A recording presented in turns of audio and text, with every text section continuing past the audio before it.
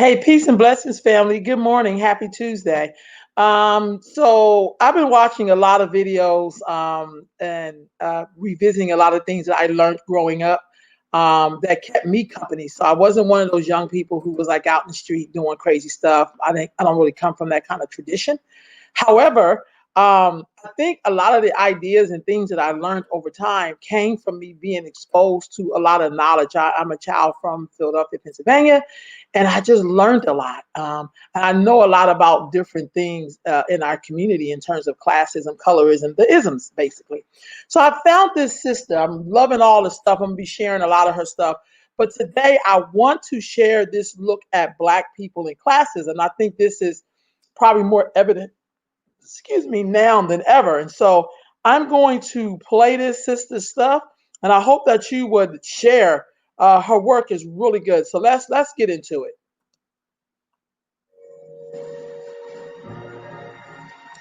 Hold on, family.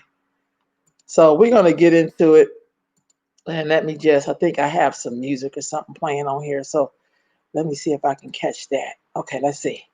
In other intellectual media videos, I've discussed the factors that make Black people a disproportionate part of America's poor. In this video, I want to explore the theme of Black excellence being conflated with Black elitism, wealth, and classism.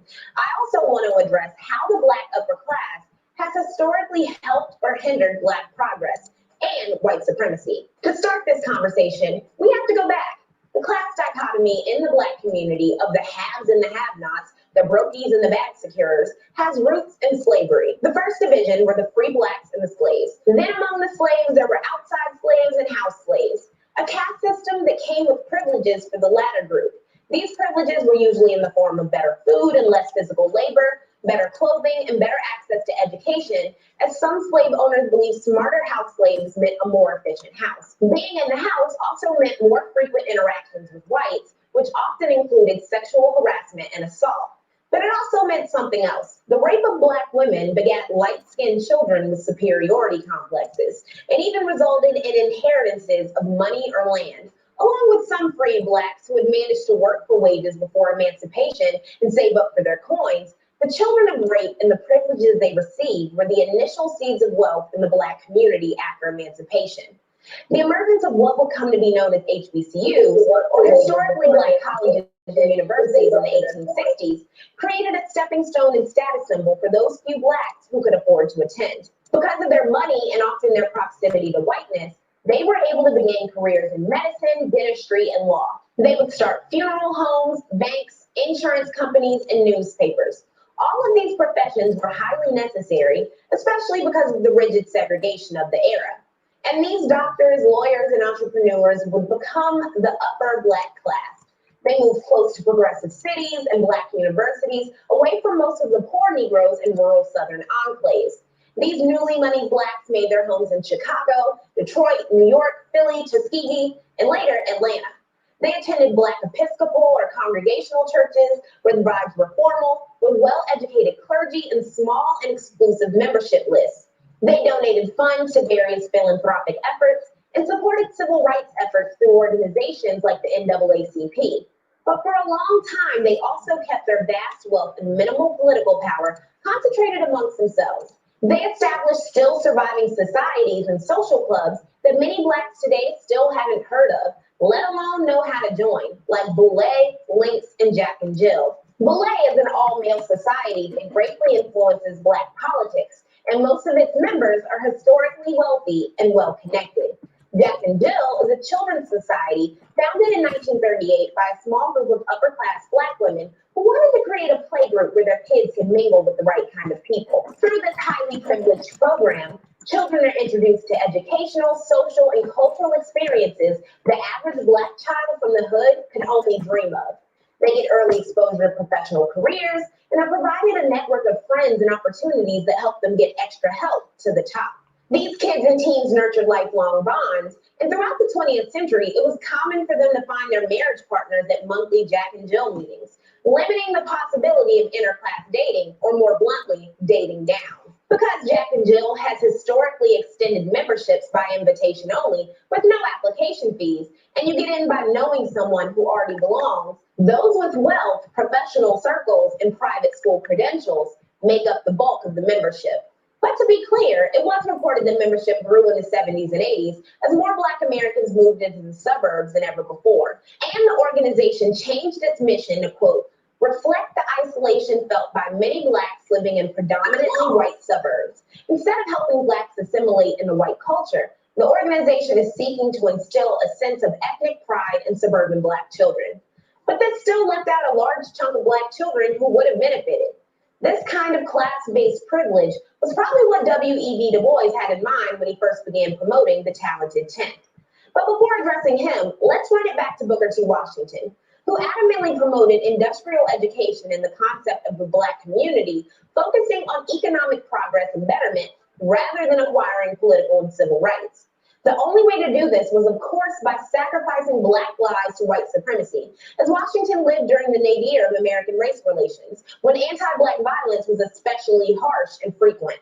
While most inaugural members of the Black upper class began purchasing nice clothes, cars, and homes to fit in with a white America rapidly becoming obsessed with consumerism, mass lynchings, voter suppression, and discrimination raged across the country for the average Black person. But that's not to say the Black upper class didn't face their own discrimination, nor were they not doing anything for progress. In addition to charitable donations, in their view, by showcasing the elite Black community and demonstrating their wealth and pedigree, they weren't only proving their humanity to white people, but lifting up the lower Black classes as shining examples for how to attain wealth and behave. The whole thing reeked of classist respectability politics, insinuating that poor Blacks were stuck in their positions because of behavior, not systemic race and class issues. This ideology, known as the talented 10th, was crafted by white liberal philanthropists who wanted to train a class of Black elites to support white liberal interests and teach other Blacks. W.E.B. Du Bois publicized the term the talented 10th as a leadership class of 1 in 10 Black men who could best serve the community by getting classical educations and attaining wealth. Black children of the upper class, as described by Lawrence Otis Graham in his book Our Kind of People, and Margot Jefferson in her book Negroland, were encouraged to think of themselves as elite members of their race who were to serve as examples for the rest of the community. At Black college campuses like Howard, students were subjected to the elitist status quo. Howard was founded in 1867, but didn't see its first Black president until 1926, and he was extremely light-skinned. Colorism thrived in all corners of the Black upper class, with members encouraged to lighten skin, press unruly hair, and even obtain facial surgery in the later half of the 20th century when operations were more accessible.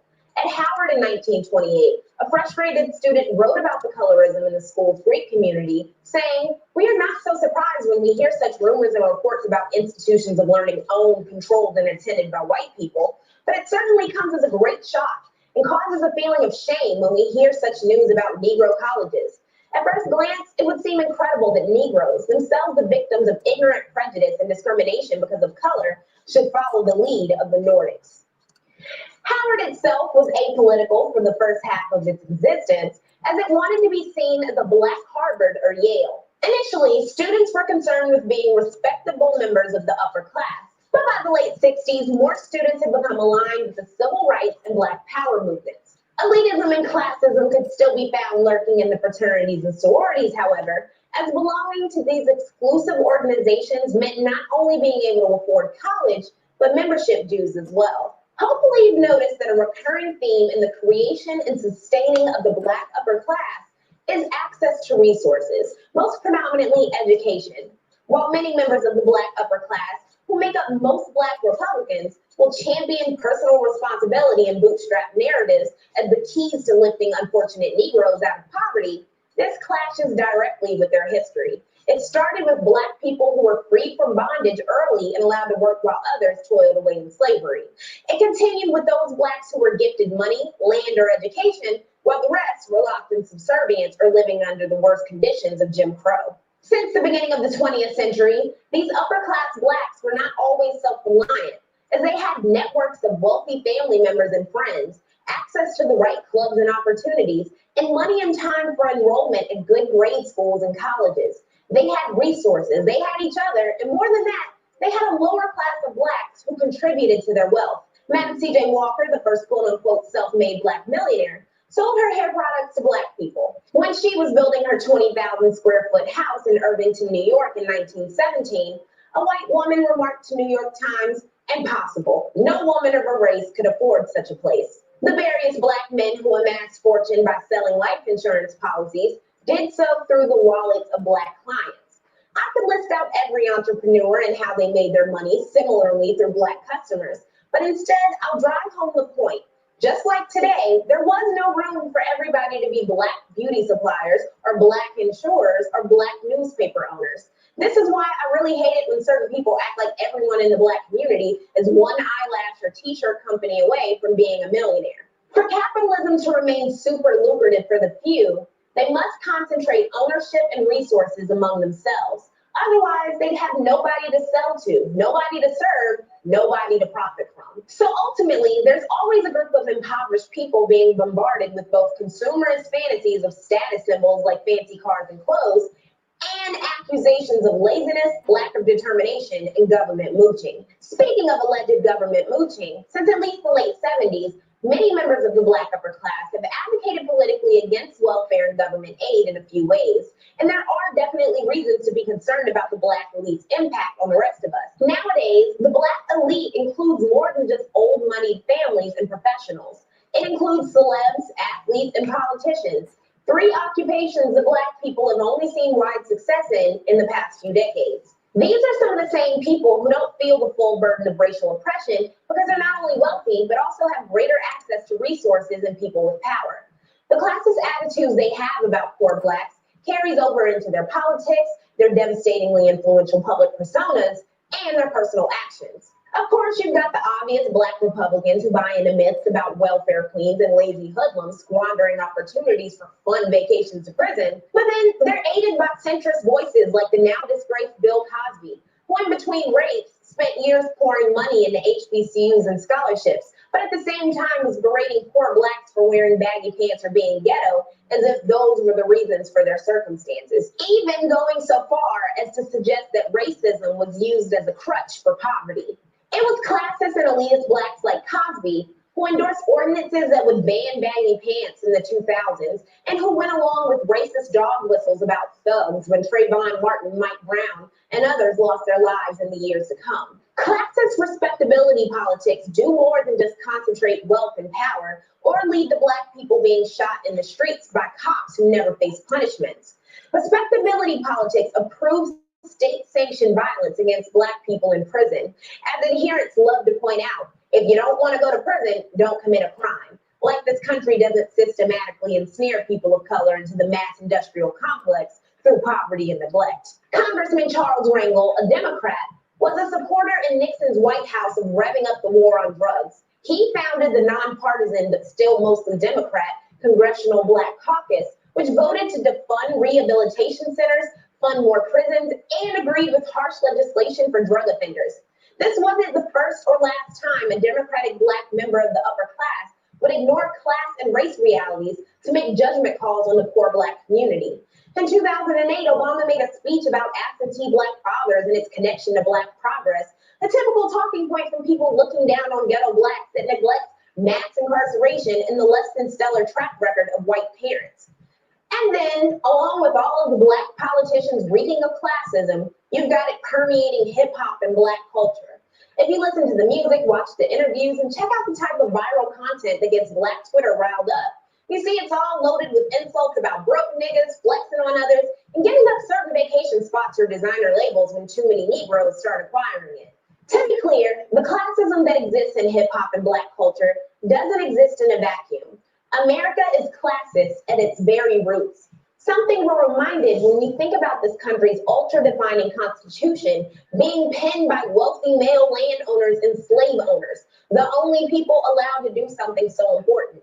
We're a society obsessed with acquisition, acquiring power, acquiring real estate, acquiring wealth. And boy, is that third one crucial for the other two. Don't believe me? It takes damn near $2 million to run for Congress and nearly $1 billion to run for president. In the midst of all of this acquiring, there's a sacrificial class of blacks left to bear the consequences. Like those scores of Black people murdered during the nadir of American race relations while Booker T. Washington advocated for the continuance of white social and political dominance, Black victims of classism are real casualties. While Blacks will continue climbing their way to the top, stepping on the backs of others and claiming to be self-reliant like the wealthy white descendants of slave owners, they might want to remember that a rising doesn't guarantee security. They're still just Negroes in a white supremacist world.